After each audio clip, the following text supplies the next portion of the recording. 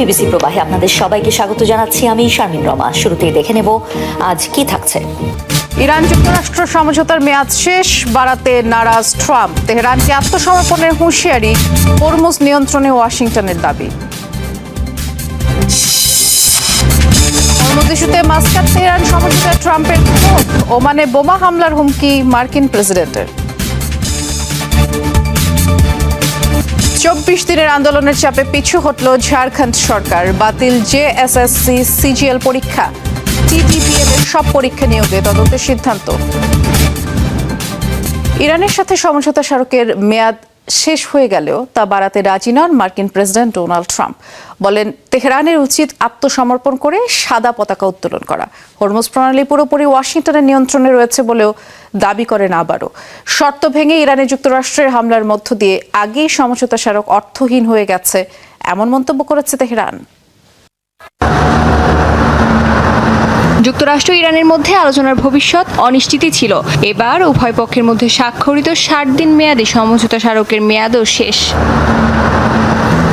সোমবার সমঝোতা স্মারকের আনুষ্ঠানিক মেয়াদ শেষ হওয়ার ঠিক আগে ট্রুথ সোশ্যাল নেটওয়ার্কে দেয়া পোস্টে লেখেন, তাদের প্রথম এবং শেষ লক্ষ্য ইরান যাতে কোনোভাবেই পারমাণবিক অস্ত্র অর্জন করতে না পারে। ওভাল অফিসে সাংবাদিকদের সাথে আলাপকালে তাকে প্রশ্ন করা হয়েছিল তিনি সমঝোতা স্মারকের মেয়াদ বাড়ানোর কোনো উদ্যোগ নিচ্ছেন কিনা। জবাবে সরাসরি না বলে দেন মার্কিন প্রেসিডেন্ট। তারা একটি চুক্তি করতে চায় ঠিকই, কিন্তু আমার মতে যেমন হওয়া প্রয়োজন তারা তেমনটি করবে না। দেখুন, আমাদের সেখানে থাকার মূল কারণ একটাই, ইরানের হাতে যেন কোনো পারমাণবিক অস্ত্র না থাকে। B2 বোম্বার দিয়ে আমরা যা করেছি তাতে নতুন করে পারমাণবিক অস্ত্র তৈরিতে তাদের অনেক সময় লেগে যাবে।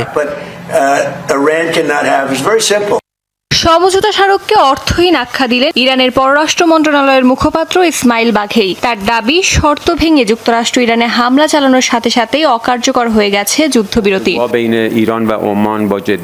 একই দিন ফক্স নিউজে প্রকাশিত এক সাক্ষাৎকারে ট্রাম্প দাবি করেন ইরানের বিপ্লবী গার্ডস IRGCর সাথে যুক্তরাষ্ট্রের ব্যাক চ্যানেলে বা সরাসরি গোপন যোগাযোগ ব্যবস্থা রয়েছে।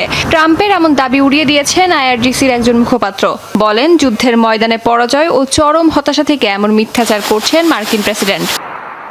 হরমুজ প্রণালী খুলে দেওয়ার পথে হস্তক্ষেপ বা বাধা তৈরি করলে বোমা ফেলা হবে ওমানে। ফক্স নিউজকে দেওয়া সাক্ষাৎকার এমন হুঁশিয়ারি দিয়েছেন মার্কিন প্রেসিডেন্ট। বলেছেন ওমানকে ঠেকানো খুবই সহজ বিষয় তাদের জন্য। এর আগে যুক্তরাষ্ট্রের নৌ অবরোধকে পাশ কাটিয়ে হরমুজ প্রণালীতে বিকল্প রুটের বিষয়ে ওমানের সাথে সমঝোতার কথা জানিয়েছে ইরান। আর এই খবরেই চটে গেছেন ট্রাম্প। পারস্য উপসাগরের গুরুত্বপূর্ণ নৌরুট হরমুজের দক্ষিণ প্রান্তের দেশ ওমান মধ্যপ্রাচ্য সংঘাতে নিরপেক্ষ অবস্থানে থাকার দাবি করে আসছে দেশটি। এরই মাঝে বেশ কয়েকবার ইরানের হামলার শিকার হয়েছে মাস্কাট। তা সত্ত্বেও জলপথটি পুনরায় সচল করার লক্ষ্যে তেহরানের সাথে আলোচনার ক্ষেত্রে পালন করছে গুরুত্বপূর্ণ ভূমিকা। শুধু ইরানই নয়, গেল কয়েকদিন ধরে যুক্তরাষ্ট্রের সাথেও আলোচনা চালিয়ে যাচ্ছে ওমান। হরমুজের অচলাবস্থা দূর করতে একটি বিকল্প রুট নির্ধারণে চলছে দফায় দফায় বৈঠক। আলোচনাকে ইতিবাচক হিসেবে অভিহিত করেছে ওমান। এদিকে যুক্তরাষ্ট্রের নৌ অবরোধকে পাশ কাটিয়ে হরমুজের বিকল্প রুটের বিষয়ে ওমানের সঙ্গে সমঝোতার কথা জানিয়েছে ইরানও। চলাচলের পথের মানচিত্র বা রুট ম্যাপের বিষয়ে একটি সমঝোতায় পৌঁছেছে তেহরান ও মাস্কাট। যৌথ বিবৃতি প্রকাশের আগে এর বিস্তারিত বিষয়গুলো চূড়ান্ত করার কথা জানিয়েছে দুপক্ষই।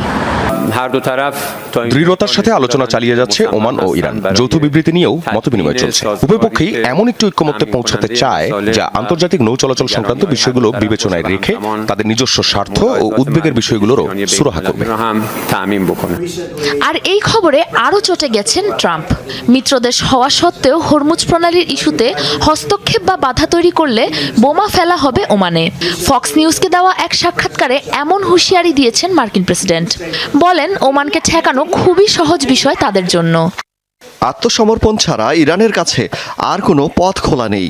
যদি এতে ওমান বাধা হয়ে দাঁড়ায় তাহলে তাদের উপরও বোমা হামলা চালানো হবে।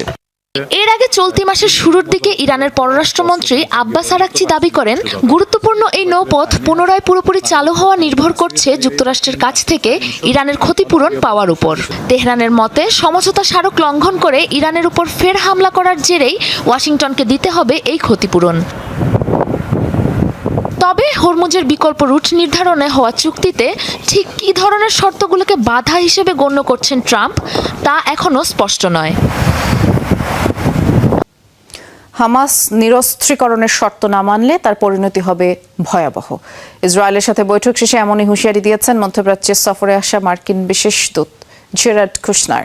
হামাসের কার্যক্রম বন্ধ না হলে যুক্তরাষ্ট্র গাজার পুনর্গঠনে কোনো সাহায্যই করবে না বলেও তিনি জানিয়েছেন। এদিকে গাজায় পুরোপুরি হামলা বন্ধ আর ইসরায়েলি সেনা প্রত্যাহার না হওয়া পর্যন্ত নিরস্ত্রীকরণ করবে না হামাস। এমন অবস্থায় গাজার ভবিষ্যৎ পুনর্গঠন নিয়েও অনিশ্চয়তা দেখা দিয়েছে। ইসরায়েলি হামলায় দাও দাও করে জ্বলছে একটি গাড়ি, ভেতরে আটকা পড়ে প্রাণ হারান এক ফিলিস্তিনি নাগরিক। গাজাবাসীর কাছে এমন দৃশ্য যেন এখন নিত্যদিনের বাস্তবতা, অথচ কাগজে কলমে যুদ্ধবিরতি কার্যকর হয়েছে গত বছরের অক্টোবরেই। যুদ্ধবিরতির পরও থেমে নেয় ইসরায়েলি বর্বরতা। গাজার বিভিন্ন এলাকায় হামলা চালিয়ে যাচ্ছে আইডিএফ, রেহাই পাচ্ছে না হাসপাতাল ও চিকিৎসা কেন্দ্র। ফলে যুদ্ধবিরতির মধ্যেও নিরাপত্তাহীনতায় দিন কাটাচ্ছে গাজাবাসীরা। শুধু গাজা নয়, উত্তেজনা বেড়েছে পশ্চিম তীরেও। ফিলিস্তিনিদের জমি বেদখল করে বসতি গড়ছে ইসরায়েলি বসতি স্থাপনকারীরা। এরই মাঝে গাজা নিয়ে 15 দফা বাস্তবায়নের জন্য মধ্যপ্রাচ্য সফরে মার্কিন প্রেসিডেন্ট ডোনাল্ড ট্রাম্পের বিশেষ দূত জেরার্ড কুশনার করেছেন ইসরায়েল ও হামাস নেতাদের সঙ্গে বৈঠকও। তবে বৈঠক শেষে মেলেনি কোনো সমাধান। প্রেসিডেন্ট ট্রাম্পের দফা মানার জন্য হামাস বেশ কিছু শর্ত দিয়েছে। নিরস্ত্রীকরণের আগে অবশ্যই ইসরায়েলকে পুরোপুরি হামলা বন্ধ করার পাশাপাশি সেনা প্রত্যাহার করতে হবে। অন্যদিকে ইসরায়েল বলছে হামাস পুরোপুরি নিরস্ত্র না হওয়া পর্যন্ত ইসরায়েলি সেনা সরাবে না। আর ইসরায়েলের সঙ্গে বৈঠকের পরপরই হামাসকে সতর্ক করে হুঁশিয়ারি দেন জেরার্ড কুশনার। যুক্তরাষ্ট্র ইসরায়েলের আত্মরক্ষার অধিকারের বিষয়ে হস্তক্ষেপ করবে না। আগামী 60 থেকে 90 দিনের মধ্যে হামাস নিরস্ত্র না হলে এটা প্রমাণিত হবে যে হামাস শান্তির ব্যাপারে আন্তরিক নয়। তখন ইসরায়েলের কাছে অভিযান শেষ করার জন্য আরো শক্ত সমর্থন থাকবে। এটি ইসরায়েলের জন্য উইন উইন সিচুয়েশন। এদিকে নিজেদের অবস্থান থেকে ছাড় দিতে নারাজ হামাসও। গাজায় পুরোপুরি হামলা বন্ধ ও ইসরায়েলি সেনা প্রত্যাহার না হওয়া পর্যন্ত নিরস্ত্রীকরণ করবে না ফিলিস্তিনের স্বাধীনতাকামী সংগঠনটি। যদিও হামাসের এই দাবিকে উড়িয়ে দিয়েছেন কুশনার। আমরা গাজাকে পুনর্গঠন করতে চাই, তবে হামাস নিরস্ত্রীকরণ না করা পর্যন্ত তা সম্ভব নয়। কিন্তু সত্যি বলতে এমন জায়গায় কেউ অর্থ দিতে চায় না, যা আবার সন্ত্রাসীদের দখলে যাবে আর আবারও ধ্বংস হবে। এই অবস্থায় বিবাদমান পক্ষগুলোর বিরোধিতার কারণে অনিশ্চয়তা আরও বেড়েছে গাজার পুনর্গঠন নিয়ে। সাংবাদিককে শাট আপ বলে ধমকে উঠলেন মার্কিন প্রেসিডেন্ট ডোনাল্ড ট্রাম্প। হোয়াইট হাউসে প্রেস ব্রিফিং চলাকালে এই ঘটনা ঘটেছে। দক্ষিণ কোরিয়ার সাথে সামরিক মহড়ার পরিধি কমানো ইস্যুতে প্রশ্ন তুললে ক্রিস্টেন হোমস নামের এক নারী সাংবাদিককে চুপ করতে বলেন ট্রাম্প। মন্তব্য করেন অতিথিদের সামনে অসম্মানজনক আচরণ করছেন তিনি। সিএনএনের সংবাদকর্মী শোনার পর সংবাদ মাধ্যমটিকে ফেক নিউজ আর ওই সাংবাদিককে ফেক রিপোর্টার বলেও কটাক্ষ করেন ট্রাম্প। এরপরে ওই সাংবাদিক নিজের প্রশ্নের উত্তর চাইলে তাকে পুরোপুরি অবজ্ঞা করে বাকিদের সাথে কথা বলতে ব্যস্ত হয়ে যান তিনি।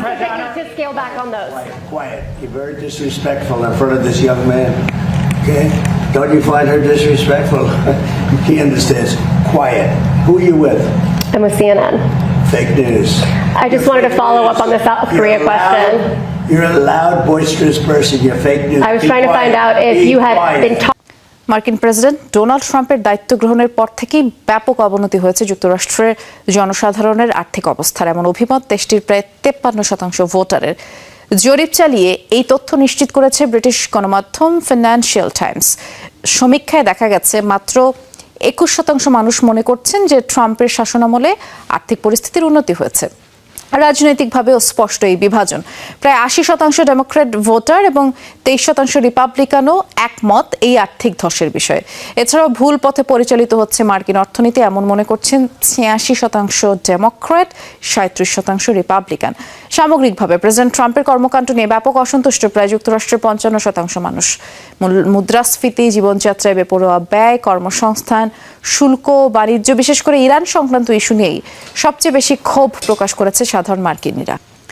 বদলে যেতে পারে ফেসবুক ও ইনস্টাগ্রামের ব্যবহার পদ্ধতি। শিশু কিশোরদের মানসিক স্বাস্থ্যের ক্ষতি এবং গোপনীয়তা লঙ্ঘনের অভিযোগে যুক্তরাষ্ট্রের ক্যালিফোর্নিয়া সহ 30টি অঙ্গরাজ্যের দায়ের করা মামলায় জুরি ট্রায়ালের মুখোমুখি হতে যাচ্ছে প্রযুক্তি জায়ান্ট মেটা।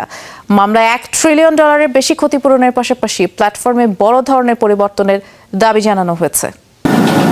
ফেসবুক ইনস্টাগ্রামে স্ক্রল করতে করতে কখন যে ঘন্টার পর ঘন্টা পার হয়ে যায় টেরই পাওয়া যায় না। তরুণদের ক্ষেত্রে এই আসক্তি এখন আরও ভয়াবহ। শিশু কিশোরদের ক্ষতি করার অভিযোগে এবার বড় আইনি চ্যালেঞ্জের মুখে মেটার বিরুদ্ধে মামলা করেছে যুক্তরাষ্ট্রের 30টি অঙ্গরাজ্য। অভিযোগ, তরুণদের আকৃষ্ট করে প্ল্যাটফর্মে ধরে রাখতে নানা ফিচার ও অ্যালগরিদম ব্যবহার করছে প্রতিষ্ঠানটি। এই মামলায় মেটা হারলে পরিবর্তন আসতে পারে ফেসবুক ইনস্টাগ্রামে। অভিযোগকারীদের দাবি, 18 বছরের কম বয়সীদের জন্য বন্ধ করতে হবে লাইক কাউন্ট, বাদ দিতে হবে ইনফিনিটি স্ক্রল। এছাড়া চেহারা বদলে দেওয়া অনেক ফিল্টার সরিয়ে ফেলা, ভিডিওর অটোপ্লে বন্ধ করা এবং একাধিক অ্যাকাউন্ট খোলার সুযোগ সীমিত করার দাবিও রয়েছে। পাশাপাশি কিশোরদের অ্যাকাউন্ট খোলার ক্ষেত্রে থাকতে হবে অভিভাবকদের সম্মতি। অঙ্গরাজ্যগুলোর অভিযোগ, এসব ফিচার ব্যবহারকারীদের আরও বেশি সময় প্ল্যাটফর্মে ধরে রাখার জন্যই তৈরি করা হয়েছে। এমনকি বারবার নোটিফিকেশন পাঠিয়ে তরুণদের অ্যাপে ফিরিয়ে আনা হয় বলে দাবি তাদের। আর সবচেয়ে বেশি আলোচনায় এসেছে লাইক। মেটার নিজেদের গবেষণাতে উঠে এসেছে, লাইক কাউন্ট তরুণদের মধ্যে অন্যের সঙ্গে নিজের তুলনা করার প্রবণতা বাড়ায়। এর সঙ্গে একাকিত্ব, নিজের শরীর নিয়ে নেতিবাচক ধারণা এবং খারাপ মানসিক অবস্থা সম্পর্কও পাওয়া গেছে বলে মামলায় উল্লেখ করা হয়েছে। তবে এসব অভিযোগ বরাবরই অস্বীকার করছে মেটা। প্রতিষ্ঠানটির দাবি, তরুণদের নিরাপত্তা ও সুস্থতার বিষয়টি তারা গুরুত্বের সঙ্গে দেখে। এরই মধ্যে নিউ মেক্সিকোর একটি মামলায় মেটাকে প্রায় $942 মিলিয়ন জরিমানা করা হয়েছে। কিশোরদের জন্য লাইক কাউন্ট বন্ধ সহ বেশ কিছু পরিবর্তনের নির্দেশও দিয়েছে আদালত। এবার 30 অঙ্গরাজ্যের এই মামলায় হেরে গেলে মেটাকে আরও বড় ধরনের পরিবর্তন আনতে হতে পারে, কারণ এসব অঙ্গরাজ্যে বাস করে যুক্তরাষ্ট্রের প্রায় 2/3 মানুষ। ফলে রায় মেটার বিরুদ্ধে গেলে শুধু বড় অঙ্কের জরিমানায় নয়, যুক্তরাষ্ট্র জুড়ে ফেসবুক ও ইনস্টাগ্রামে তরুণদের অভিজ্ঞতাই বদলে যেতে পারে। পাকিস্তানের সাবেক প্রধানমন্ত্রী ইমরান খানকে কারাগার থেকে হাসপাতালে নেওয়ার নির্দেশ দিয়েছেন দেশটির সুপ্রিম কোর্ট। মঙ্গলবার আদালত রাওয়ালপিন্ডির আদিয়ালা কারাগার থেকে তাকে ইসলামাবাদের শিফা ইন্টারন্যাশনাল হাসপাতালে নেওয়ার নির্দেশ দেন। আদালতের নির্দেশ অনুযায়ী আগামী 2 দিনের মধ্যে ইমরান খানকে হাসপাতালে স্থানান্তর করতে হবে এবং তার উন্নত চিকিৎসার জন্য একটি মেডিকেল বোর্ডও গঠন করতে বলা হয়েছে। পাশাপাশি ইমরান খানের বোন উজমা ও ব্যক্তিগত চিকিৎসক ফয়সাল সুলতানকে রাখার নির্দেশ দেওয়া হয়েছে। হাসপাতালে থাকার সময় তিনি তার পরিবারের সদস্যদের সাথে দেখা করতে পারবেন, সেই সাথে বিদেশে থাকা 2 ছেলের সাথেও কথা বলার সুযোগ পাবেন বলে জানান ইমরান খানের আইনজীবী উজাইর ভান্ডারি। যন্তর মন্তরের পর এবার রাঁচি। দীর্ঘ 24 দিনের আন্দোলনের চাপে শেষ পর্যন্ত পিছু হটল ঝাড়খণ্ড সরকার। ছাত্র চাকরি প্রার্থীদের দাবির মুখে বাতিল করা হলো বিতর্কিত জেএসএসসি সিজিএল পরীক্ষা। শুধু তাই না, 2014 সাল থেকে বেসরকারি সংস্থা টিডিপিএল এর মাধ্যমে নেওয়া সকল পরীক্ষা, ফলাফল ও নিয়োগ প্রক্রিয়াতেও তদন্তের সিদ্ধান্ত নিয়েছে হেমন্ত সোরেন সরকার। ভারতে আবারও জেনজিদের জয়, উচ্ছ্বাস ছাত্র জনতার। শিক্ষার্থীদের আন্দোলনের মুখে আবারও মাথা নোয়াতে বাধ্য হলো বিজেপি সরকার। দিল্লির পর এবার ঝাড়খণ্ড। দীর্ঘ 24 দিনের ছাত্র আন্দোলনের পর অবশেষে হার মানতে হলো হেমন্ত সোরেনের সরকারকে। সোমবার বিতর্কিত জেএসএসসি সিজিএল পরীক্ষা বাতিল করার সিদ্ধান্ত নিয়েছে রাজ্য সরকার। জেএসএসসি 14তম ও ব্যাকলগ পরীক্ষা বাতিল করা হবে। আর্থিক অপব্যবহারের তদন্তের জন্য আমরা ইডিকে চিঠি লিখব। সিআইডি তদন্ত বিচার বিভাগের তত্ত্বাবধানে থাকবে। একই সঙ্গে টিডিপিএল এর মাধ্যমে 2014 সাল থেকে নেয়া বিভিন্ন পরীক্ষার প্রক্রিয়া, ফলাফল ও নিয়োগ নিয়েও ব্যাপক তদন্তের সিদ্ধান্ত নেওয়া হয়েছে। সরকার বলছে, নির্ধারিত এসওপি ঠিকভাবে মানা হলে অনিয়মের সুযোগ তৈরি হতো না, তাই তদন্তে অনিয়ম ধরা পড়লে নেওয়া হবে ব্যবস্থা। সরকারের ঘোষণার পরপরই ছাত্রনেতা দেবেন্দ্রনাথ মাহাতো তার 16 দিনের অনশন প্রত্যাহার করেন। পাশাপাশি সরকারের এই সিদ্ধান্তকে ঝাড়খণ্ডের ছাত্রদের বড় জয় হিসাবে ব্যাখ্যা করেন তিনি। এটি ছাত্রদের অক্লান্ত সংগ্রামের সরাসরি ফল। এটি ছাত্র আন্দোলনের একটি বিজয়, একটি শক্তিশালী শিক্ষা ও নিয়োগ ব্যবস্থা যা নিশ্চিত করবে যে প্রশ্নপত্র ফাঁস, অসদুপায় ও স্বজনপ্রীতি আর কখনো ঘটবে না। এমনকি এর জন্য যদি সাংবিধানিক সংশোধনের প্রয়োজন হলেও তা করতে হবে। তবে আন্দোলনকারীরা স্পষ্ট জানিয়েছে, এখনই আন্দোলন পুরোপুরি থেমে যাচ্ছে না। পরীক্ষা বাতিল হলেও অনিয়মের অভিযোগে সিবিআই তদন্ত হয় কিনা নজর থাকবে তাদের। শেষ দাবিটি পূরণ না হওয়া পর্যন্ত আন্দোলন চালিয়ে যাওয়ার কথা বলছেন তারা। আমরা আগে দেখতে চাই বিজ্ঞপ্তিটি আসলে বাতিল হয়েছে। আমরা সিডিপিও এবং এফএসও পরীক্ষা নিয়ে সরকারের অবস্থান জানতে চাই। এটা এখনো অস্পষ্ট। সুতরাং এই সমস্ত বিষয় একটা সমঝোতায় না পৌঁছানো পর্যন্ত আন্দোলন চলবে। থেকে খুঁজে পেতে। ঝাড়খণ্ডে নিয়োগ পরীক্ষার অনিয়মের অভিযোগকে কেন্দ্র করে বেশ কয়েক সপ্তাহ ধরে আন্দোলন করছিল ছাত্র ও চাকরি প্রার্থীরা। রাঁচিতে আন্দোলনকারীদের অবস্থান বিক্ষোভও চলছিল। বিতর্কিত পরীক্ষা বাতিল, নিয়োগ প্রক্রিয়ায় স্বচ্ছতা আনা এবং অনিয়মের অভিযোগের নিরপেক্ষ তদন্ত করাই ছিল বিক্ষোভকারীদের দাবি। রাশিয়া ও ইউক্রেনের পাল্টাপাল্টি হামলায় নতুন করে আরও অন্তত 13 জনের প্রাণ গেছে। সোমবার রাতভর হামলা চলে। আন্তর্জাতিক বিভিন্ন গণমাধ্যম জানায় রাশিয়ার সামরিক বাহিনীর বিভিন্ন অবস্থান লক্ষ্য করে ড্রোন ও ক্ষেপণাস্ত্র ছড়ে ইউক্রেনীয় বাহিনী, যাতে অন্তত 9 জনের প্রাণ যায় আর আহত হয় 23 জন। অন্যদিকে ইউক্রেনের ভূখণ্ড লক্ষ্য করে জবাবি হামলা চালায় রুশ সেনারা। ছোড়া হয় বিভিন্ন পাল্লার ক্ষেপণাস্ত্র, যাতে 4 জনের প্রাণ যায়। হামলা হয়েছে বন্দরনগরী ওডেসাতেও। মস্কোর দাবি, রোববার রাতে কিয়েভ 800-র বেশি ড্রোন ছুড়েছে। চলতি মাসে দুই পক্ষর হামলার পরিধি বাড়িয়েছে। রাশিয়ার যুদ্ধবিরোধী রাজনীতিক লেভ স্লোজবার্গকে 11 বছরের কারাদণ্ড দিয়েছেন দেশটির আদালত। সামরিক বাহিনীকে অসম্মান এবং সেনাবাহিনী নিয়ে মিথ্যা তথ্য ছড়ানোর অভিযোগে তাকে দোষী সাব্যস্ত করা হয়। আদালতের রায়ের পর 63 বছর বয়সী স্লোজবার্গ বলেন, রাজনৈতিক ও নাগরিক অবস্থানের কারণেই তাকে শাস্তি দেওয়া হয়েছে। রাশিয়ার উদারপন্থী দল ইয়াবলোকোর এই নেতার বিরুদ্ধে অভিযোগ আনা হয় সামাজিক যোগাযোগ মাধ্যমে দেওয়া বিভিন্ন বক্তব্যের কারণে। এদিকে একই দিনে রাশিয়ার সুপ্রিম কোর্ট নির্বাচনে অংশ নেয়ার উপর ইয়াবলোকোর নিষেধাজ্ঞার বিরুদ্ধে করা আবেদনও খারিজ করেছে। 2022 সালে ইউক্রেনের রাশিয়ার পূর্ণমাত্রার অভিযান শুরুর পর থেকেই দেশটিতে বিরোধীদের উপর কঠোর দমন-পীড়ন চলছে। বজ্রপাতের কারণে অগ্নিকাণ্ডের শিকার হলো যুক্তরাষ্ট্রের ওকলাহোমার একটি গ্যাস পাইপলাইন। পড়ে যায় 3টি ট্যাঙ্ক। সোমবার রাজ্যটির এক্সপ্লোরার জ্বালানি পাইপলাইন স্থাপনায় এই ঘটনা ঘটে। কর্তৃপক্ষ জানায়, সকাল 8:30টার দিকে একটি ট্যাঙ্কে আগুন লাগে। পরে তা আরও 2টি ট্যাঙ্কে ছড়িয়ে পড়ে। আগুন লাগার খবর পেয়ে ঘটনাস্থলে যায় ফায়ার সার্ভিস। আগুন নেভাতে পানির পাশাপাশি বিশেষ রাসায়নিক ও ফোম ব্যবহার করে তারা। ঘটনায় কেউ হতাহত হয়নি বলে কর্তৃপক্ষ জানিয়েছে। এর আগেও স্থাপনাটিতে 3বার অগ্নিকাণ্ডের ঘটনা ঘটেছে, যার মধ্যে 2বারই কারণ ছিল বজ্রপাত। আগ্নেয়াস্ত্রের দোকান থেকে রুটি কেকের বেকারি। অবিশ্বাস্য হলেও এটাই ব্যাংককের ঐতিহাসিক গান ডিস্ট্রিক্টের নতুন চিত্র। মাত্র কয়েক বছরে আগ্নেয়াস্ত্রের শতাধিক দোকান এখন খাবারের দোকানে পরিণত হয়েছে। সরকারের কড়াকড়িতে অস্ত্রের ব্যবসা থমকে যাওয়ায় পেশা বদলাতে বাধ্য হয়েছেন অনেক ব্যবসায়ী। তবে কর্মীদের ছাঁটাই না করে নতুন কাজে প্রশিক্ষণ দিয়েছেন কেউ কেউ।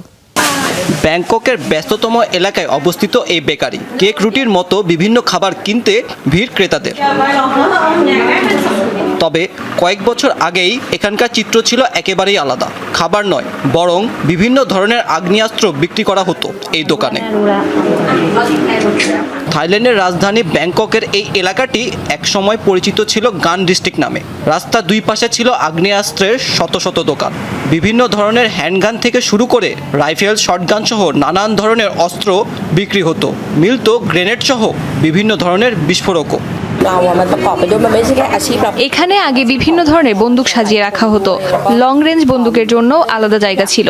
এখন সেই একই তাকগুলোতে সাজানো হচ্ছে নানা ধরনের রুটি।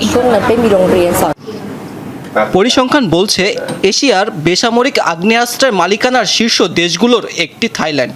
প্রতি 100 জনের বিপরীতে রয়েছে প্রায় 15টি আগ্নেয়াস্ত্র। আর সম্প্রতি সময়ে দেশটিতে বারবার ঘটে যাওয়া বন্দুক হামলা নিয়ে বেড়েছে উদ্বেগ। 2023 সালে ব্যাংককের একটি শপিং মলে বন্দুক হামলার পরপরই অস্ত্র নিয়ে আরও কঠোর হয় থাইল্যান্ড। বন্ধ হয়ে যায় নতুন অস্ত্র আমদানির সুযোগ। ধীরে ধীরে ধাক্কা খায় আগ্নেয়াস্ত্রের ব্যবসায়ও।